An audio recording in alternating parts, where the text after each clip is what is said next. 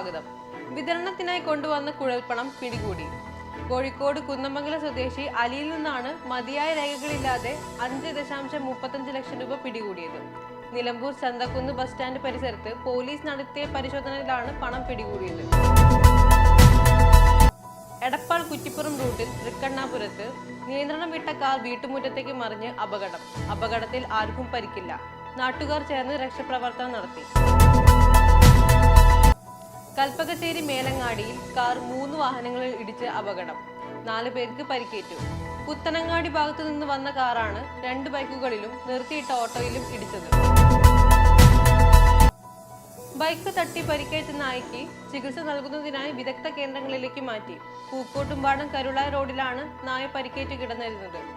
പഞ്ചായത്ത് അംഗം നിഷാദ് കോട്ടങ്ങലിന്റെ നേതൃത്വത്തിലാണ് നായയെ മാറ്റിയത്.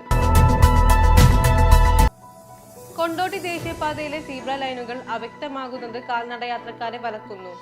പ്രധാന നഗരങ്ങളിലും തിരക്കേറിയ അങ്ങാടികളിലും റോഡ് കടക്കാൻ പ്രയാസപ്പെടുകയാണ് കാൽനടയാത്രികർ. മാഞ്ഞുപോയ സീബ്ര ലൈനുകൾ പുനഃസ്ഥാപിക്കാൻ നടപടി വൈകുകയാണ്. അമൃത് ഭാരത് സ്റ്റേഷൻ പദ്ധതിയുടെയും വൈദ്യുതീകരണ പ്രവൃത്തികളുടെയും ഭാഗമായി നിലമ്പൂർ റെയിൽവേ സ്റ്റേഷനിൽ വിവിധ വികസന പ്രവൃത്തികൾ പുരോഗമിക്കുന്നു. 18 കോടിയോളം രൂപയുടെ വികസന പ്രവൃത്തികളാണ് ദ്രുതഗതിയിൽ നടക്കുന്നത്. പാചകക്കാരും ശുചീകരണ ജീവനക്കാരും ഇല്ലാത്തതിനെ തുടർന്ന് കുറ്റിപ്പുറം ഗവൺമെന്റ് ഹോമിയോ ആശുപത്രി ഭാഗികമായി അടച്ചുപൂട്ടി. ആശുപത്രിയുടെ പ്രവർത്തനം ഇപ്പോൾ ഉച്ചവരെ മാത്രമാണ്.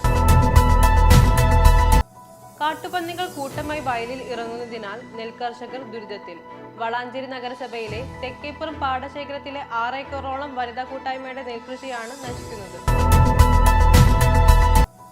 മലപ്പുറത്ത് അതിദാരിദ്ര്യ പട്ടികയിൽ ഉൾപ്പെട്ട കുടുംബങ്ങൾക്ക് ഇനിയും വിവിധ രേഖകൾ കിട്ടാനുള്ളത് 554 പേർക്ക്. ഇൻഷുറൻസിൽ പുതിയത് ചേർക്കാൻ അവസരമില്ലാത്തതാണ് പ്രശ്നത്തിന് കാരണമായി പറയുന്നത്. മഞ്ചേരി മെഡിക്കൽ കോളേജിൽ നിന്ന് ഡോക്ടർമാരെ കൂട്ടത്തോടെ സ്ഥലം മാറ്റിയത് രോഗികൾക്ക് പ്രയാസം സൃഷ്ടിക്കുന്നതായി പരാതി.